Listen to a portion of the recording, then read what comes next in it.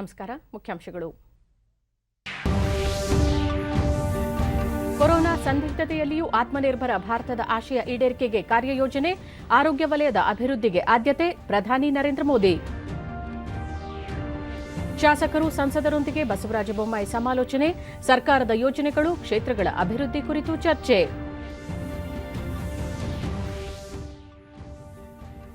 ಹಬ್ಬಗಳ ಸಂದರ್ಭದಲ್ಲಿ ಕೊರೋನಾ ನಿಯಂತ್ರಣಕ್ಕೆ ನಿಯಮ ಪಾಲನೆ ಅಗತ್ಯ, ಸರಳ ಆಚರಣೆಗೆ ಒತ್ತು ನೀಡುವುದು ಅತ್ಯವಶ್ಯ. ಡಾ ವಿಕೆ ಪೌಲ್. ಪಶ್ಚಿಮ ಬಂಗಾಳದ ಭವಾನಿಪುರ ಸೇರಿ 3 ಕ್ಷೇತ್ರಗಳ ಉಪಚುನಾವಣೆ, ಮತದಾನ ಪ್ರಗತಿಯಲ್ಲಿ. ಮುಖ್ಯಮಂತ್ರಿ ಮಮತಾ ಬ್ಯಾನರ್ಜಿ ಸೇರಿ ಹಲವರು ಕಣದಲ್ಲಿ. ವಾರ್ತೆಗಳ ವಿವರ. ಪ್ರಧಾನಿ ನರೇಂದ್ರ ಮೋದಿ ರಾಜಸ್ಥಾನದಲ್ಲಿ 4 ನೂತನ ವೈದ್ಯಕೀಯ ಕಾಲೇಜುಗಳ ಶಂಕುಸ್ಥಾಪನೆ ಹಾಗೂ ಜೈಪುರದ ಸಿಪೆಟ್ ಪೆಟ್ರೋಕೆಮಿಕಲ್ಸ್ ತಂತ್ರಜ್ಞಾನ ಸಂಸ್ಥೆಗೆ ವಿಡಿಯೋ ಕಾನ್ಫರೆನ್ಸ್ ಮೂಲಕ ಉದ್ಘಾಟನೆ ನೆರವೇರಿಸಿದರು. ಕಾರ್ಯಕ್ರಮದಲ್ಲಿ ಲೋಕಸಭಾ ಸ್ಪೀಕರ್ ಓಂ ಬಿರ್ಲಾ, ಸಚಿವರುಗಳಾದ ಮನ್ಸುಖ್ ಮಾಂಡವೀಯ, ಗಜೇಂದ್ರ ಸಿಂಗ್ ಶೇಖಾವತ್, ಭಗವಂತ್ ಖೂಬಾ, ರಾಜಸ್ಥಾನ ಮುಖ್ಯಮಂತ್ರಿ ಅಶೋಕ್ ಗೆಹ್ಲೋಟ್ ಸೇರಿದಂತೆ ಹಲವು ಗಣ್ಯರು ಕಾರ್ಯಕ್ರಮದಲ್ಲಿ ಉಪಸ್ಥಿತರಿದ್ದರು. शुरू होने की प्रक्रिया में है। जल्द ही देश के हर प्रदेश, हर प्रांत और हर हिस्से को मिलेंगे नए मेडिकल कॉलेज जो तैयार करेंगे कुशल डॉक्टरों की ऐसी एक बड़ी फौज जो देश के हेल्थ केयर सिस्टम को मजबूती प्रदान करके नई ऊंचाइयों तक पहुंचाएंगे।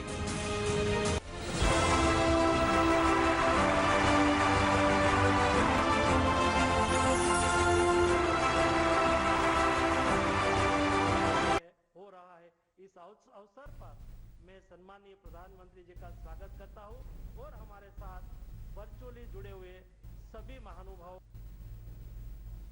स्वास्थ्य राज्य मंत्री सवाल गर्ग जी, ಬಳಿಕ ಪ್ರಧಾನಿ ಕೊರೋನಾ ಸೋಂಕು ಜಗತ್ತಿನ ಆರೋಗ್ಯ ವಲಯಕ್ಕೆ ಅತಿದೊಡ್ಡ ಪಾಠವನ್ನು ಕಲಿಸಿದೆ. ಹಲವು ದೇಶಗಳು ಈ ಸೋಂಕನ್ನು ತಮ್ಮದೇ ಆದ ರೀತಿಯಲ್ಲಿ ನಿಭಾಯಿಸುತ್ತಿವೆ. ಭಾರತ ಕೊರೋನಾ ಸೋಂಕು ಸಂದಿಗ್ಧತೆಯಲ್ಲಿ ಸ್ವಾವಲಂಬನೆಯನ್ನು ಜೋಡಿಸುವ ಮೂಲಕ ಆತ್ಮನಿರ್ಭರ ಭಾರತಕ್ಕೆ ಮುಂದಾಗಿದೆ ಎಂದು ಹೇಳಿದರು.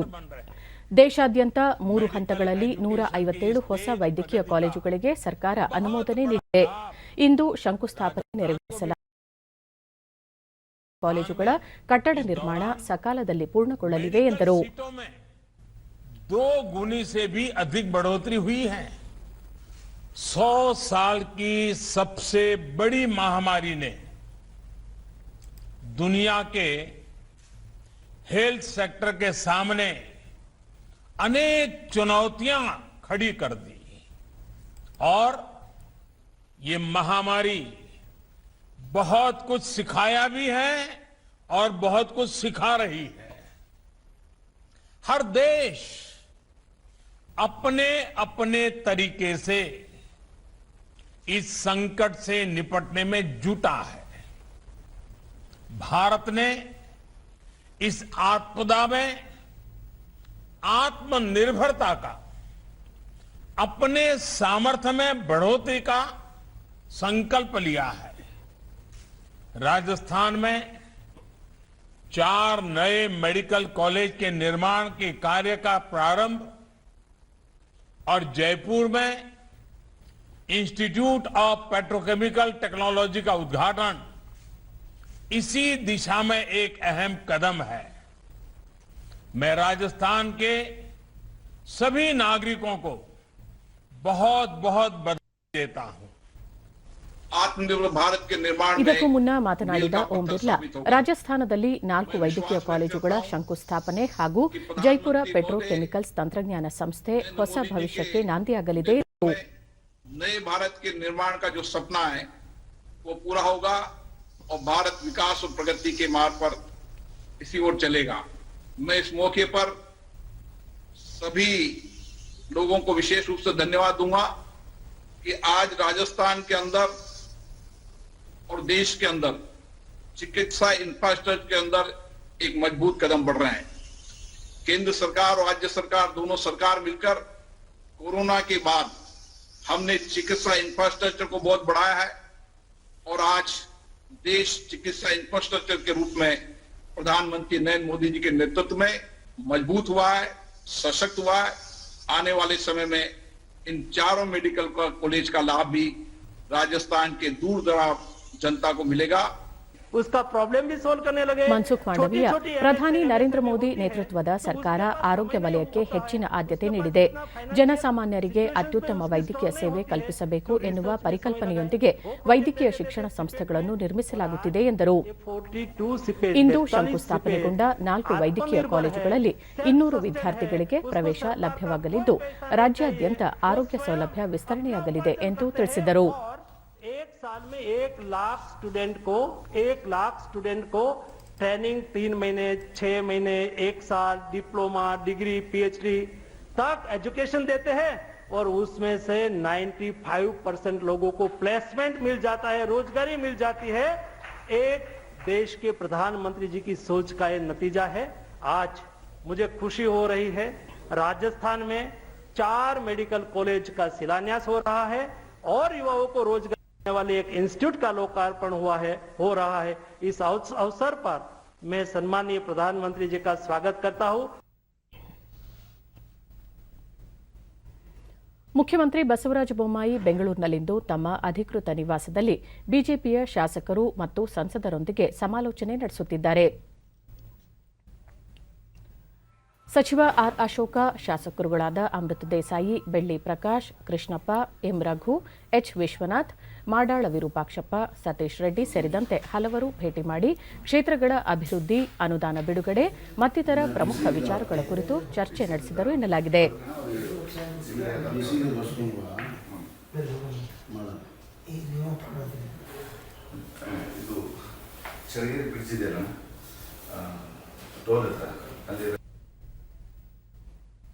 ರಾಜ್ಯ ರಸ್ತೆ ಸಾರಿಗೆ ಸಂಸ್ಥೆಯ ಬೆಂಗಳೂರಿನ ಮಹಾನಗರ ಸಾರಿಗೆ ಸಂಸ್ಥೆಗೆ ಮೊದಲ ವಿದ್ಯುತ್ ಬಸ್ ಅನ್ನು ಸೇರ್ಪಡೆಗೊಳಿಸುವ ಕಾರ್ಯಕ್ರಮವನ್ನು ಸಾರಿಗೆ ಸಚಿವ ಬಿ ಶ್ರೀರಾಮುಲು ಬೆಂಗಳೂರಿನಲ್ಲಿಂದು ನೆರವೇರಿಸಿದರು.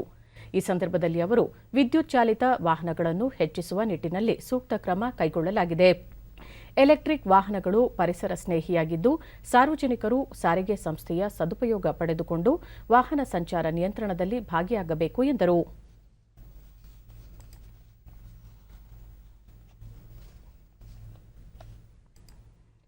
ಮುಂಬರುವ ಜಾಗತಿಕ ಬಂಡವಾಳ ಹೂಡಿಕೆದಾರರ ಸಮಾವೇಶವನ್ನು ಬೆಂಗಳೂರಿನಲ್ಲಿ ಆಯೋಜಿಸಲಾಗುವುದು ಎಂದು ಬೃಹತ್ ಮತ್ತು ಮಧ್ಯಮ ಕೈಗಾರಿಕಾ ಸಚಿವ ಮುರುಗೇಶ್ ನಿರಾಣಿ ಬೆಳಗಾವಿಯಲ್ಲಿ ನಿನ್ನೆ ತಿಳಿಸಿದ್ದಾರೆ. ಜಿಲ್ಲೆಯಲ್ಲಿನ ಸಕ್ಕರೆ ಕಾರ್ಖಾನೆ ಮಾಲೀಕರ ಸಭೆ ನಡೆಸಿದ ಬಳಿಕ ಅವರು 10 ಲಕ್ಷ ಕೋಟಿ ರೂಪಾಯಿಗೂ ಅಧಿಕ ಬಂಡವಾಳ ಹೂಡಿಕೆ ಆಕರ್ಷಿಸುವ ಉದ್ದೇಶ ಹೊಂದಲಾಗಿದ್ದು ಇದರಿಂದ ರಾಜ್ಯದಲ್ಲಿ ಹೆಚ್ಚಿನ ಉದ್ಯೋಗಾವಕಾಶ ಸೃಷ್ಟಿಯಾಗಲಿದೆ ಎಂದು ಹೇಳಿದರು.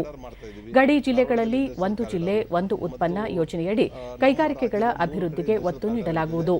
ರಾಜ್ಯದ ಕೆಲ ಜಿಲ್ಲೆಗಳಲ್ಲಿ ಉದ್ಯಮದಾರರಿಗೆ ಸರ್ಕಾರದಿಂದ ನೀಡಲಾಗುವ ಸೌಲಭ್ಯಗಳ ಕುರಿತು ಜಾಗೃತಿ ಮೂಡಿಸಲಾಗುವುದು ಎಂದು ತಿಳಿಸಿದರು. ಅಲ್ಲಿ ಕೆಲವೊಂದು ರೈತರ ಸಮಸ್ಯೆ ಇದೆ, ಅವ್ರನ್ನು ಕರೆದಿದ್ದೆ ನಾನು. ಒನ್ ಟು ಒನ್ ಮಾತಾಡಿ ಸಮಸ್ಯೆಗಳನ್ನು ಸಾಲ್ವ್ ಮಾಡಿ ಆ ಭಾಗದಲ್ಲಿ ಹೆಚ್ಚು ಕೈಗಾರಿಕೆಗಳು ಬರಬೇಕು, ಇಲ್ಲಿರೋದಂಥ ನಿರುದ್ಯೋಗ ಯುವತಿಯರು ಜಾಸ್ತಿ ಕೆಲಸ ಸಿಗಬೇಕು, ಆ ನಿಟ್ಟಿನಲ್ಲಿ ಕೆಲಸ ಮಾಡ್ತಾ ಇದ್ದೀವಿ. ಮತ್ತು ನವೆಂಬರ್ 2022ರಲ್ಲಿ ಜಾಗತಿಕ ಬಂಡವಾಳ ಹೂಡಿಕೆದಾರ ಸಮಾವೇಶವನ್ನು ಮಾಡ್ತಾ ಇದ್ದೀವಿ. ಆ ಸಮಾವೇಶದಲ್ಲಿ ಮಿನಿಮಮ್ 10 ಲಕ್ಷ ಕೋಟಿ ರೂಪಾಯಿ ಬರುವಂಥದ್ರ ಕಡೆ ಬಂಡವಾಳ ಆಕರ್ಷಣೆ ಮಾಡೋದ್ರ ಕಡೆ ನಾವು ಕೆಲಸ ಮಾಡ್ತಾ ಇದ್ದೀವಿ. ಮಿನಿಮಮ್ 10 ಲಕ್ಷಕ್ಕಿಂತಲೂ ಹೆಚ್ಚು ನಿರುದ್ಯೋಗ ಕೆಲಸ ಸಿಗುವಂಥದ್ರ ಕಡೆ ಮಾಡ್ತೀವಿ. ಮೈಸೂರು ಪ್ಯಾಲೇಸ್ ಇದು ಬೆಂಗಳೂರ ಮೇನ್ ಪ್ಯಾಲೇಸ್ದಲ್ಲಿ ಒನ್ ಡಿಸ್ಟ್ರಿಕ್ಟ್ ಒನ್ ಪ್ರಾಡಕ್ಟ್ ಅನ್ನುವಂಥ ನಿಯಮದಡಿಯಲ್ಲಿ ಎಲ್ಲ ಜಿಲ್ಲೆಗಳಿಗೂ ಒಂದೊಂದು ಪಾರ್ಕ್ ಮಾಡ್ತಾ ಇದ್ದೀವಿ. ಉದಾಹರಣೆಗೆ ಯಾದಗಿರಿ ಹಿಂದುಳಿದ ಜಿಲ್ಲೆ ರಾಯಚೂರು, ಅದು ಅಲ್ಲಿ ನಾವು ಫಾರ್ಮಾ ಪಾರ್ಕ್ ಮಾಡ್ತಾ ಇದ್ದೀವಿ. ಸೆಂಟ್ರಲ್ ಗೌರ್ಮೆಂಟ್ 1,000 ಕೋಟಿ ರೂಪಾಯಿ ಕೊಡ್ತಾ ಇದೆ. 3,000 ಕೋಟಿ ರೂಪಾಯಿ ನಾವು 3,000 ಎಕರೆ ಭೂಮಿನ ಎಕ್ವಿಷನ್ ಮಾಡಿದ್ದೀವಿ, ಡೆವಲಪ್ಮೆಂಟ್ ಮಾಡ್ತಾ ಇದ್ದೀವಿ. ಈಗಾಗಲೇ 80ಕ್ಕಿಂತಲೂ ಹೆಚ್ಚು ಡ್ರಗ್ಸ್ ಫಾರ್ಮಾ ಪಾರ್ಕ್ದಲ್ಲಿ ಇಂಡಸ್ಟ್ರಿ ಬರ್ತಾ ಇದೆ. ಇದರಿಂದ ಆ ಭಾಗದಲ್ಲಿರುವಂಥ ನಿರುದ್ಯೋಗ ಸಿಗ್ತಾ ಇದೆ. ವಾಯುಪಡೆಯ ಮುಖ್ಯಸ್ಥ ಆರ್ಕೆಎಸ್ ಭದೌರಿಯಾ ಇಂದು ನಿವೃತ್ತರಾಗಲಿರುವ ಹಿನ್ನೆಲೆಯಲ್ಲಿ ಬೆಳಗ್ಗೆ ದೆಹಲಿಯಲ್ಲಿನ ರಾಷ್ಟ್ರೀಯ ಯುದ್ಧ ಸ್ಮಾರಕಕ್ಕೆ ಭೇಟಿ ನೀಡಿ ಹುತಾತ್ಮ ಯೋಧರಿಗೆ ಶ್ರದ್ಧಾಂಜಲಿ ಸಲ್ಲಿಸಿದರು. ನೂತನ ವಾಯುಪಡೆಯ ಮುಖ್ಯಸ್ಥರನ್ನಾಗಿ ಸರ್ಕಾರ ವಿವೇಕ್ ರಾಮ್ ಚೌಧರಿ ಅವರನ್ನು ನೇಮಿಸಿದ್ದು ಅವರು ಅಧಿಕಾರ ಸ್ವೀಕರಿಸಲಿದ್ದಾರೆ.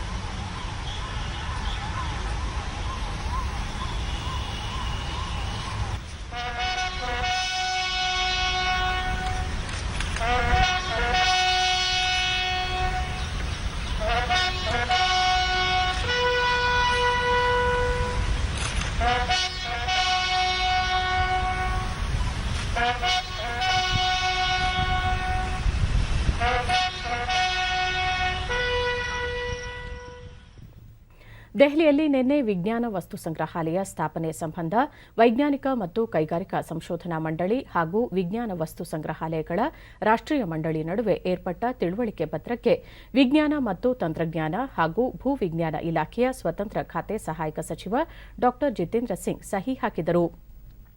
ಈ ಸಂದರ್ಭದಲ್ಲಿ ಕೇಂದ್ರ ಸಂಸ್ಕೃತಿ, ಪ್ರವಾಸೋದ್ಯಮ ಮತ್ತು ಈಶಾನ್ಯ ರಾಜ್ಯಗಳ ಅಭಿವೃದ್ಧಿ ಖಾತೆ ಸಚಿವ ಜಿ ಕಿಶನ್ ರೆಡ್ಡಿ ಸೇರಿದಂತೆ ಮತ್ತಿತರರು ಉಪಸ್ಥಿತರಿದ್ದರು.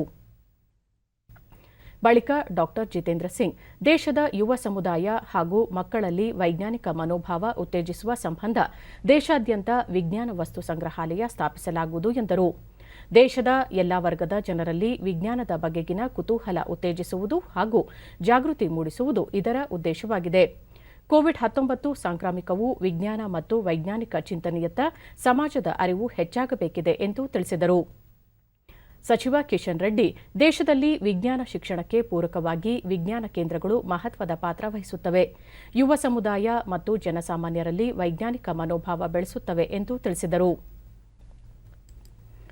ಹಬ್ಬಗಳ ಸಾಲು ಎದುರಾಗುತ್ತಿದ್ದು ಕೊರೋನಾ ನಿಯಂತ್ರಿಸುವ ನಿಟ್ಟಿನಲ್ಲಿ ಸರ್ಕಾರ ರೂಪಿಸಿರುವ ಎಲ್ಲ ಮುಂಜಾಗ್ರತಾ ಕ್ರಮಗಳನ್ನು ಪಾಲಿಸುವುದು ಅತ್ಯಗತ್ಯವಾಗಿದೆ ಎಂದು ನೀತಿ ಆಯೋಗದ ಸದಸ್ಯ ಡಾ ವಿಕೆ ಪೌಲ್ ತಿಳಿಸಿದ್ದಾರೆ. ಈ ಕುರಿತು ಮಾಹಿತಿ ನೀಡಿರುವ ಅವರು, ಜನರು ಗುಂಪುಗೂಡುವುದರಿಂದ ಸೋಂಕು ಹರಡುವ ಅಪಾಯ ಹೆಚ್ಚಿರುತ್ತದೆ. ಹೀಗಾಗಿ ಮನೆಗಳಲ್ಲಿಯೇ ಸರಳವಾಗಿ ಹಬ್ಬ ಆಚರಿಸುವುದು ಒಳಿತು. ಪ್ರತಿಯೊಬ್ಬರೂ ಕೊರೋನಾ ನಿಗ್ರಹಕ್ಕೆ ಲಸಿಕೆ ಪಡೆಯುವುದು ಅತ್ಯಗತ್ಯ. ಮಾಸ್ಕ್ ಧರಿಸುವುದರೊಂದಿಗೆ ವ್ಯಕ್ತಿಗತ ಅಂತರ ಕಾಪಾಡಿಕೊಳ್ಳೋಣ ಎಂದು ತಿಳಿಸಿದ್ದಾರೆ.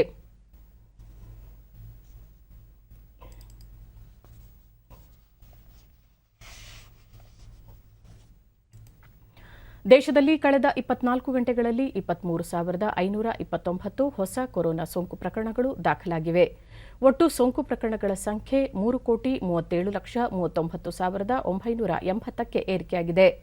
ನಿನ್ನೆ ಒಂದೇ ದಿನ 28,718 ಮಂದಿ ಆಸ್ಪತ್ರೆಯಿಂದ ಬಿಡುಗಡೆಯಾಗಿದ್ದು, ಇದರೊಂದಿಗೆ ಒಟ್ಟಾರೆ ಗುಣಮುಖರಾದವರ ಸಂಖ್ಯೆ 3,30,14,898ಕ್ಕೆ ಹೆಚ್ಚಳವಾಗಿದೆ. ಚೇತರಿಕೆಯ ಪ್ರಮಾಣ ಒಟ್ಟು 2,77,020 ಸಕ್ರಿಯ ಪ್ರಕರಣಗಳಿವೆ. ಈ ಪ್ರಮಾಣ ಶೇಕಡಾ 0.82ರಷ್ಟಿದೆ. ಕಳೆದ 24 ಗಂಟೆಗಳಲ್ಲಿ 311 ಮಂದಿ ಮೃತಪಟ್ಟಿದ್ದು, ಒಟ್ಟು ಮೃತಪಟ್ಟವರ ಸಂಖ್ಯೆ 4,48,062ಕ್ಕೆ ಏರಿಕೆಯಾಗಿದೆ. ವಿಶ್ವದಲ್ಲೇ ಅತಿ ಹೆಚ್ಚು ಲಸಿಕೆ ನೀಡಿರುವ ದೇಶಗಳ ಪೈಕಿ ಭಾರತ ಮುಂಚೂಣಿಯಲ್ಲಿದೆ. ಇದುವರೆಗೆ ದೇಶಾದ್ಯಂತ ಒಟ್ಟು 88,34,70,578 ಡೋಸ್ ಲಸಿಕೆ ನೀಡಲಾಗಿದೆ. ನಿನ್ನೆ ಒಂದೇ ದಿನ 65,34,306 ಡೋಸ್ ಲಸಿಕೆ ನೀಡಲಾಗಿದೆ ಎಂದು ಕೇಂದ್ರ ಆರೋಗ್ಯ ಸಚಿವಾಲಯ ತಿಳಿಸಿದೆ.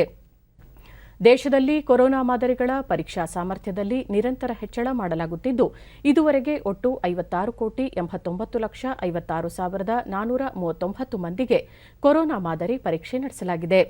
ನಿನ್ನೆ ಒಂದೇ ದಿನ 15,06,254 ಮಂದಿಯ ಮಾದರಿ ಪರೀಕ್ಷಿಸಲಾಗಿದೆ ಎಂದು ಭಾರತೀಯ ವೈದ್ಯಕೀಯ ಸಂಶೋಧನಾ ಮಂಡಳಿ ಐಸಿಎಂಆರ್ ತಿಳಿಸಿದೆ. ಪಶ್ಚಿಮ ಬಂಗಾಳದ ಭವಾನಿಪುರ, ಶಂಶೇರ್ಗಂಜ್, ಜಂಗೀಪುರ ವಿಧಾನಸಭಾ ಕ್ಷೇತ್ರಗಳ ಉಪಚುನಾವಣೆಗೆ ಮತದಾನ ಪ್ರಗತಿಯಲ್ಲಿದೆ. ಪಶ್ಚಿಮ ಬಂಗಾಳ ಮುಖ್ಯಮಂತ್ರಿ ಮಮತಾ ಬ್ಯಾನರ್ಜಿ ಭವಾನಿಪುರ ಕ್ಷೇತ್ರದಿಂದ ಸ್ಪರ್ಧಿಸಿರುವ ಹಿನ್ನೆಲೆಯಲ್ಲಿ ಈ ಚುನಾವಣೆ ಮಹತ್ವ ಪಡೆದುಕೊಂಡಿದ್ದು, ಅವರ ವಿರುದ್ಧ ಬಿಜೆಪಿಯಿಂದ ಪ್ರಿಯಾಂಕಾ ಟಿಬ್ರೇವಾಲ್ ಸ್ಪರ್ಧಿಸಿದ್ದಾರೆ. ಬೆಳಗ್ಗೆ 11 ಗಂಟೆಯ ವೇಳೆಗೆ ಭವಾನಿಪುರ ಕ್ಷೇತ್ರದಲ್ಲಿ ಶೇಕಡಾ 22ರಷ್ಟು ಮತದಾನವಾಗಿದೆ. ಶಂಶೇರ್ಗಂಜ್ನಲ್ಲಿ ಶೇಕಡಾ 40, ಜಂಗೀಪುರದಲ್ಲಿ ಶೇಕಡಾ 36ರಷ್ಟು ಮತದಾನವಾಗಿದೆ. ಇಂದು ಸಂಜೆ 6 ಗಂಟೆಯವರೆಗೆ ಮತದಾನಕ್ಕೆ ಅವಕಾಶ ಕಲ್ಪಿಸಲಾಗಿದೆ. ಈ ಮಧ್ಯೆ ಒಡಿಶಾದ ಪಿಪ್ಲಿ ವಿಧಾನಸಭಾ ಕ್ಷೇತ್ರಕ್ಕೂ ಮತದಾನ ಪ್ರಗತಿಯಲ್ಲಿದ್ದು, 11 ಗಂಟೆಯ ವೇಳೆಗೆ ಶೇಕಡಾ 24.76ರಷ್ಟು ಮತದಾನವಾಗಿದೆ. ಈ ಕ್ಷೇತ್ರಗಳ ಫಲಿತಾಂಶ ಅಕ್ಟೋಬರ್ 3ರಂದು ಹೊರಬೀಳುವ ನಿರೀಕ್ಷೆಯಿದೆ.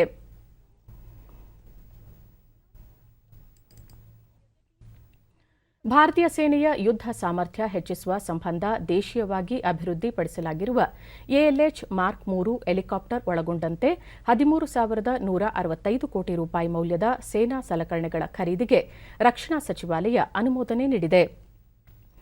ರಕ್ಷಣಾ ಸಚಿವ ರಾಜನಾಥ್ ಸಿಂಗ್ ಅಧ್ಯಕ್ಷತೆಯಲ್ಲಿ ನಡೆದ ರಕ್ಷಣಾ ಸ್ವಾಧೀನ ಮಂಡಳಿಯ ಸಭೆಯಲ್ಲಿ ಖರೀದಿ ಪ್ರಸ್ತಾವಕ್ಕೆ ಅನುಮೋದನೆ ದೊರೆತಿದೆ. 118 ಪ್ರಮುಖ ಯುದ್ಧ ಟ್ಯಾಂಕರ್ಗಳಿಗಾಗಿ 7,523 ಕೋಟಿ ರೂಪಾಯಿ, ಹಿಂದೂಸ್ತಾನ್ ಏರೋನಾಟಿಕ್ಸ್ ಲಿಮಿಟೆಡ್ ನಿರ್ಮಿಸಿರಲಿರುವ ಸುಧಾರಿತ ಲಘು ಹೆಲಿಕಾಪ್ಟರ್ಗಳಿಗಾಗಿ 3,850 ಕೋಟಿ ರೂಪಾಯಿ ವೆಚ್ಚವಾಗಲಿದೆ ಎಂದು ರಕ್ಷಣಾ ಸಚಿವಾಲಯ ತಿಳಿಸಿದೆ. ಇದೇ ವೇಳೆ 4,353 ಕೋಟಿ ರೂಪಾಯಿ ಮೌಲ್ಯದ ಇತರ ಪ್ರಸ್ತಾವನೆಗಳಿಗೂ ಅನುಮೋದನೆ ನೀಡಲಾಗಿದೆ.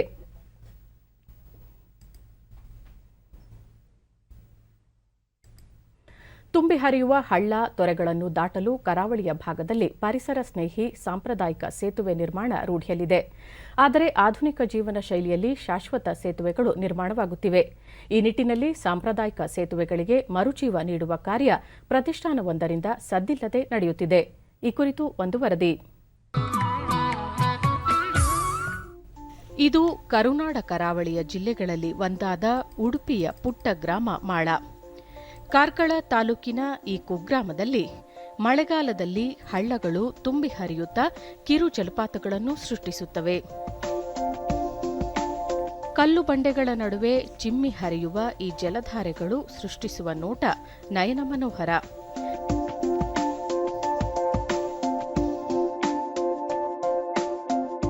ಆದರೆ ಮಳೆಗಾಲದಲ್ಲಿ ಗ್ರಾಮದ ನಿವಾಸಿಗಳು ಭೋರ್ಗರೆಯುವ ಈ ಹಳ್ಳಗಳನ್ನು ದಾಟಿ ತಮ್ಮ ತೋಟಗಳಿಗೆ ಹೋಗುವುದು ಕಷ್ಟಸಾಧ್ಯ.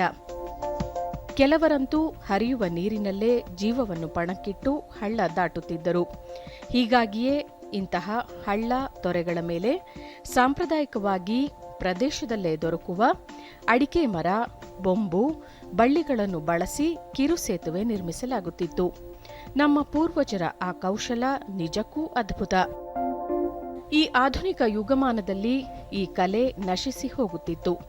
ಹೀಗಾಗಿ ಈ ಸ್ಥಳೀಯ ಕೌಶಲ್ಯವನ್ನು ಉಳಿಸಿ ಬೆಳೆಸಲು ಮತ್ತು ಮುಂದಿನ ಪೀಳಿಗೆಗೆ ಇದರ ಪರಿಚಯ ಮಾಡಿಸಲು ಮಾಳ ಮಣ್ಣುಪಾಸು ಮನೆ ಮತ್ತು ಪ್ರಾಚಿ ಪ್ರತಿಷ್ಠಾನ ಸೇತುಬಂಧ ಅಭಿಯಾನ ಆರಂಭಿಸಿದೆ. ಇದೊಂದು ಸೇತುಬಂಧ ಅನ್ನುವ ಕಾರ್ಯಕ್ರಮದಿಂದ ಹೋದ ಬಾರಿ 4 ಸೇತುವೆಯನ್ನು ನಿರ್ಮಿಸಿತ್ತು. ಇದರಿಂದ 2 ಥರದ ಉಪಯೋಗ ಆಗುತ್ತೆ. ಒಂದು, ಆ ಹಳೆಯ ಕೌಶಲ್ಯವನ್ನು ಉಳಿಸಿದಂಥ ಒಂದು ಖುಷಿ, ಅದರ ಜೊತೆಗೆ ಮುಂದಿನ ಜನಾಂಗದವರಿಗೆ ಒಂದು ಕೌಶಲ್ಯವನ್ನು ತಿಳಿಸಿಕೊಡುವ ಒಂದು ಪ್ರಯತ್ನ. ಆದರೆ ಆ ಬ್ರಿಡ್ಜಿಂದ ಊರಿಗೆ ಒಂದು ರೆಕಾಗ್ನೈಸ್ ಬರುತ್ತೆ. ಇಂತಹ ಕೆಲವು ದೊಡ್ಡ ತೊರೆಗಳ ಮೇಲೆ ಸರ್ಕಾರ ಶಾಶ್ವತ ಸೇತುವೆ ನಿರ್ಮಿಸಿದೆ. ಆದರೆ ಕುಗ್ರಾಮಗಳಲ್ಲಿ ಜನರೇ ತಮ್ಮ ಅನುಕೂಲಕ್ಕೆ ತಕ್ಕಂತೆ ವರ್ಷಕ್ಕೊಮ್ಮೆ ಅಥವಾ 2 ವರ್ಷಕ್ಕೊಮ್ಮೆ ಇಂತಹ ಸೇತುವೆ ನಿರ್ಮಿಸಿಕೊಳ್ಳುತ್ತಾರೆ.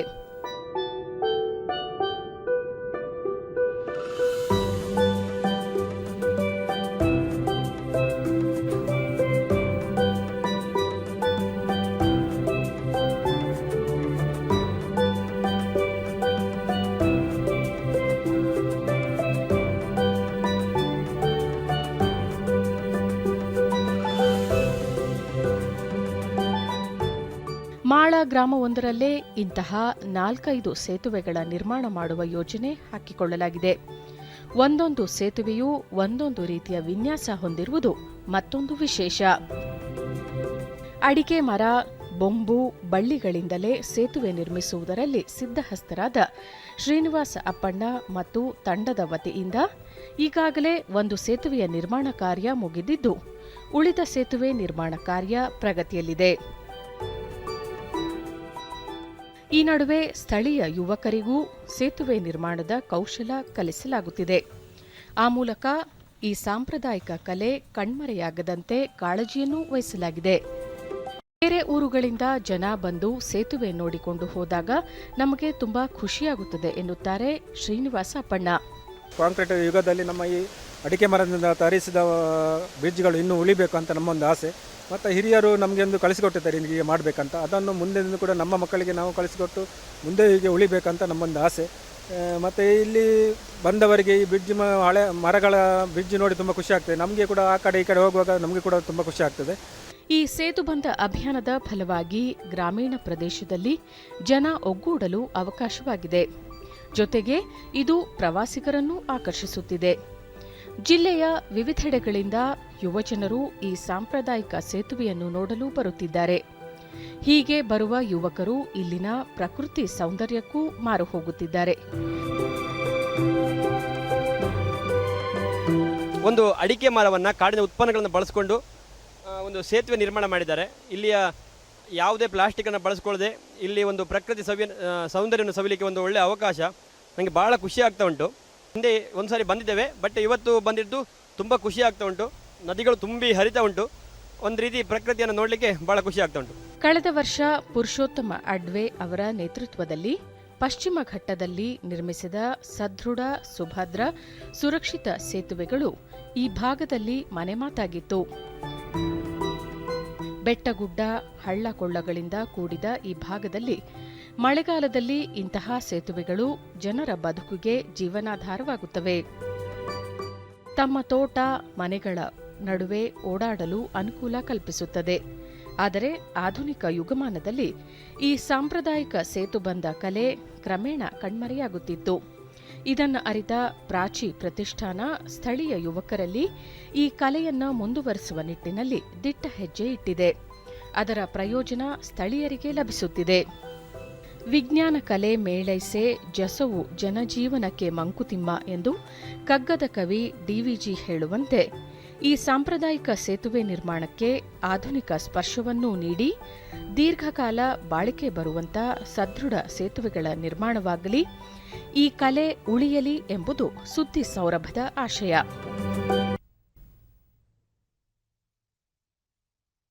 ಬಂಗಾಳ ಕೊಲ್ಲಿಯಲ್ಲಿ ಉಂಟಾದ ಗುಲಾಬ್ ಚಂಡಮಾರುತದಿಂದ ಮರುಹುಟ್ಟು ಪಡೆದುಕೊಂಡಿರುವ ಶಾಹೀನ್ ಚಂಡಮಾರುತ ಪ್ರಭಾವ ಅರಬ್ಬಿ ಸಮುದ್ರದ ವಲಯದಲ್ಲಿ ಉಂಟಾಗಿದೆ.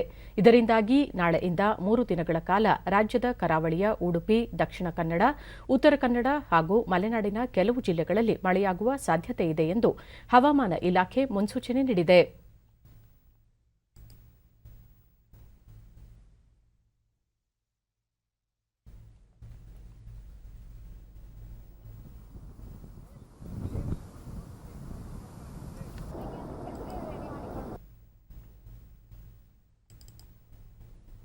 ಸೇವೆ ಮತ್ತು ಸಮರ್ಪಣಾ ಅಭಿಯಾನದ ಅಂಗವಾಗಿ ಉಡುಪಿ ಜಿಲ್ಲಾ ಬಿಜೆಪಿ ಕಚೇರಿ ಸಂಕೀರ್ಣದಲ್ಲಿ 3 ದಿನಗಳ ಖಾದಿ ಉತ್ಪನ್ನ ಮೇಳ ಆಯೋಜಿಸಲಾಗಿದೆ. ಖಾದಿ ಉತ್ಪನ್ನ ಖರೀದಿಯನ್ನು ಉತ್ತೇಜಿಸುವ ನಿಟ್ಟಿನಲ್ಲಿ ಪ್ರದರ್ಶನ ಹಾಗೂ ಮಾರಾಟ ಹಮ್ಮಿಕೊಳ್ಳಲಾಗಿದೆ.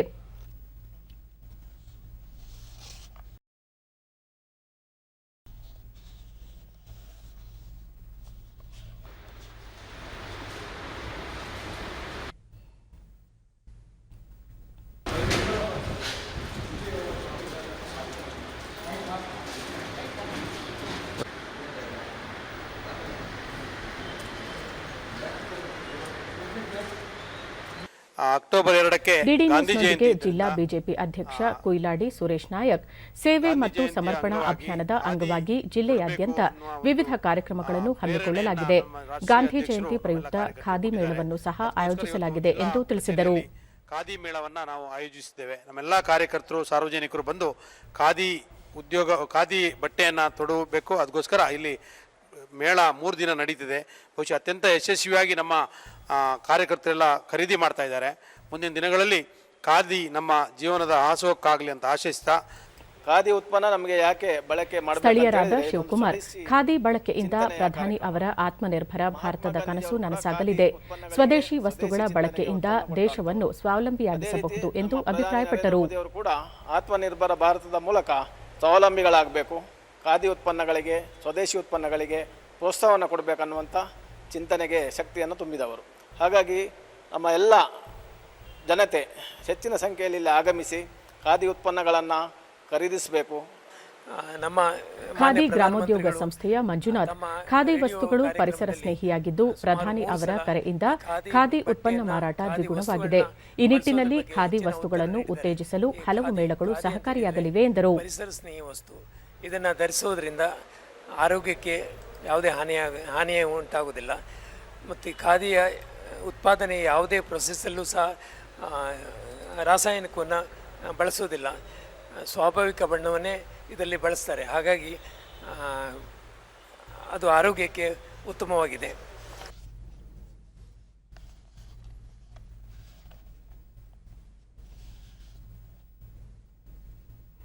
ಭಾರತದ ಸ್ವಾತಂತ್ರ್ಯ ಹೋರಾಟ ಆಂದೋಲನವು ಆಧುನಿಕ ಜಗತ್ತು ಕಂಡ ಅತಿದೊಡ್ಡ ಚಳವಳಿಗಳಲ್ಲಿ ಒಂದಾಗಿದೆ.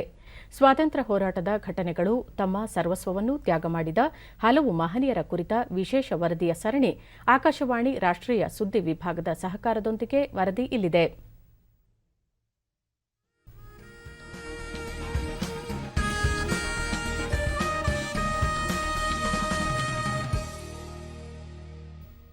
1942 ಸೆಪ್ಟೆಂಬರ್ 29ರಂದು ಕ್ವಿಟ್ ಇಂಡಿಯಾ ಚಳುವಳಿಯ ವೇಳೆ ಪಶ್ಚಿಮ ಬಂಗಾಳದ ಮೇದಿನಿಪುರ ಜಿಲ್ಲೆಯಲ್ಲಿ ತಾಮ್ಲಕ್ ಪೊಲೀಸ್ ಠಾಣೆ ಎದುರು ಬ್ರಿಟಿಷ್ ನೇಮಕಾತಿ ಪೊಲೀಸರಿಂದ ಸ್ವಾತಂತ್ರ್ಯ ಹೋರಾಟಗಾರ್ತಿ ಮಾತಂಗಿನಿ ಹಜ್ರಾ ಅವರನ್ನು ಗುಂಡಿಕ್ಕಿ ಹತ್ಯೆ ಮಾಡಲಾಯಿತು. ಆಕೆಯನ್ನು ಪ್ರೀತಿಯಿಂದ ಗಾಂಧಿ ಬೂಡಿ ವೃದ್ಧ ಮಹಿಳೆ ಎಂದು ಕರೆಯುತ್ತಿದ್ದರು. 1869ರಲ್ಲಿ ತಾಮ್ಲುಕ್ ಜಿಲ್ಲೆಯ ಹೋಗ್ಲಾ ಎಂಬ ಸಣ್ಣ ಹಳ್ಳಿಯಲ್ಲಿ ಜನಿಸಿದ ಮಾತಂಗಿನಿ ಹಜ್ರಾ ಚಿಕ್ಕ ವಯಸ್ಸಿನಲ್ಲಿ ವಿಧವೆಯಾದಳು. ಗಾಂಧಿ ತತ್ವಗಳಿಂದ ಪ್ರಭಾವಿತರಾಗಿ ಅವರು ನಾಗರಿಕ ಅಸಹಕಾರ ಚಳವಳಿಯಲ್ಲಿ ಭಾಗವಹಿಸಿದರು. ಉಪ್ಪಿನ ಕಾನೂನನ್ನು ಉಲ್ಲಂಘಿಸಿದ ಕಾರಣಕ್ಕಾಗಿ ಅವರು 6 ತಿಂಗಳ ಕಾಲ ಜೈಲುವಾಸ ಅನುಭವಿಸಿದರು. ಕ್ವಿಟ್ ಇಂಡಿಯಾ ಚಳವಳಿ ವೇಳೆ 73ನೇ ವಯಸ್ಸಿನಲ್ಲಿ ಮಾತಂಗಿನಿ ಹಜ್ರಾ 6,000 ಪ್ರತಿಭಟನಾಕಾರರೊಂದಿಗೆ ಮೆರವಣಿಗೆಯನ್ನು ಮುನ್ನಡೆಸಿ ತಾಮ್ಲುಕ್ ಪೊಲೀಸ್ ಠಾಣೆಯನ್ನು ವಶಪಡಿಸಿಕೊಳ್ಳುವ ಗುರಿ ಹೊಂದಿದ್ದರು. ಪೊಲೀಸರು ಮೆರವಣಿಗೆ ನಿಲ್ಲಿಸುವಂತೆ ಆದೇಶಿಸಿದ್ದಾಗ್ಯೂ ಮುಂದುವರೆದಾಗ ಪೊಲೀಸರು ಹಾರಿಸಿದ ಗುಂಡುಗಳಿಂದ ಅವರು ಸಾವನ್ನಪ್ಪಿದರು. ನಂತರ ದೇಶಕ್ಕಾಗಿ ಹಜ್ರಾ ಅವರ ತ್ಯಾಗವನ್ನು ಕೊಂಡಾಡಿದ ಕ್ರಾಂತಿಕಾರಿಗಳ ತಾಮ್ಲುಕ್ ಪ್ಯಾರಲಲ್ ಸರ್ಕಾರ ಬಹಿರಂಗ ಬಂಡಾಯವನ್ನು ಪ್ರಚೋದಿಸಿತು. ಇದು ಗಾಂಧೀಜಿಯವರ ಕೋರಿಕೆಯ ಮೇರೆಗೆ 1944ರಲ್ಲಿ ವಿಸರ್ಜನೆಯಾಗುವವರೆಗೂ ಇನ್ನೂ 2 ವರ್ಷಗಳ ಕಾಲ ಮುಂದುವರಿಯಿತು. 1977ರಲ್ಲಿ ಕೋಲ್ಕತ್ತಾದಲ್ಲಿ ಮಾತಂಗಿನಿ ಹಜ್ರಾ ಪ್ರತಿಮೆಯನ್ನು ಆಕೆ ಹತ್ಯೆಗೀಡಾದ ಸ್ಥಳ ತಾಮ್ಲುಕ್ನಲ್ಲಿ ಸ್ಥಾಪಿಸಲಾಯಿತು. ಇದು ಸ್ವತಂತ್ರ ಭಾರತದಲ್ಲಿ ಕೋಲ್ಕತ್ತಾದಲ್ಲಿ ಸ್ಥಾಪಿಸಲಾದ ಮೊದಲ ಮಹಿಳೆಯ ಪ್ರತಿಮೆಯಾಗಿದೆ.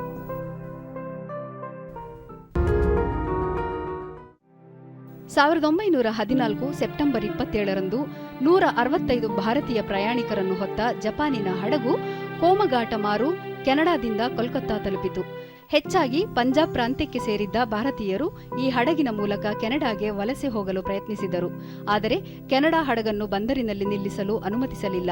ಹಡಗು ವಾಪಸ್ ಸೆಪ್ಟೆಂಬರ್ 27ರಂದು ಕೋಲ್ಕತ್ತಾ ತಲುಪಿದಾಗ ಬ್ರಿಟಿಷರು ಹಡಗನ್ನು ಬಂದರಿಗೆ ಪ್ರವೇಶಿಸದಂತೆ ತಡೆದರು. ಪ್ರಯಾಣಿಕರನ್ನು ಕಾನೂನು ಉಲ್ಲಂಘಿಸುವವರು ಮತ್ತು ರಾಜಕೀಯ ಚಳುವಳಿಗಾರರಂತೆ ನಡೆಸಿಕೊಳ್ಳಲಾಯಿತು. ಪೊಲೀಸರು ಹಡಗನ್ನು ಪ್ರವೇಶಿಸಿದ ನಂತರ ನಡೆದ ಸಂಘರ್ಷದಲ್ಲಿ 19 ಪ್ರಯಾಣಿಕರು ಗುಂಡಿಗೆ ಬಲಿಯಾದರು. ಉಳಿದವರನ್ನು ಬಂಧಿಸಲಾಯಿತು.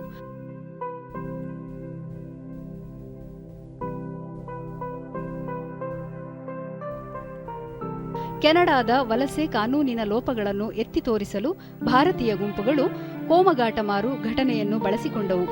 ಭಾರತೀಯ ಕ್ರಾಂತಿಕಾರಿ ಸಂಘಟನೆ ಗದರ್ ಪಕ್ಷವು ಬರ್ಕತುಲ್ಲಾ ತಾರಕ್ನಾಥ್ ದಾಸ್ ಮತ್ತು ಸೋಹನ್ ಸಿಂಗ್ ನೇತೃತ್ವದಲ್ಲಿ 1914ರಲ್ಲಿ ಕ್ಯಾಲಿಫೋರ್ನಿಯಾದಲ್ಲಿ ಗದರ್ ಚಳುವಳಿಗಾಗಿ ಭಾರತೀಯ ವಲಸಿಗರನ್ನು ಸಜ್ಜುಗೊಳಿಸಿದರು.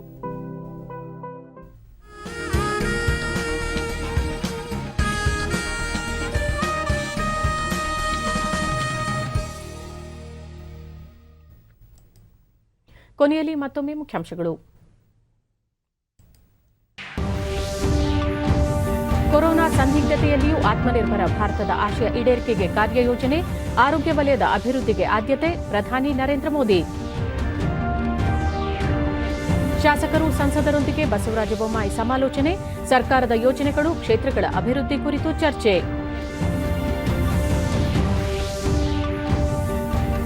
ಹಬ್ಬಗಳ ಸಂದರ್ಭದಲ್ಲಿ ಕೊರೋನಾ ನಿಯಂತ್ರಣಕ್ಕೆ ನಿಯಮ ಪಾಲನೆ ಅಗತ್ಯ, ಸರಳ ಆಚರಣೆಗೆ ಒತ್ತು ನೀಡುವುದು ಅತ್ಯವಶ್ಯ, ಡಾ. ವಿಕೆ ಪೌಲ್.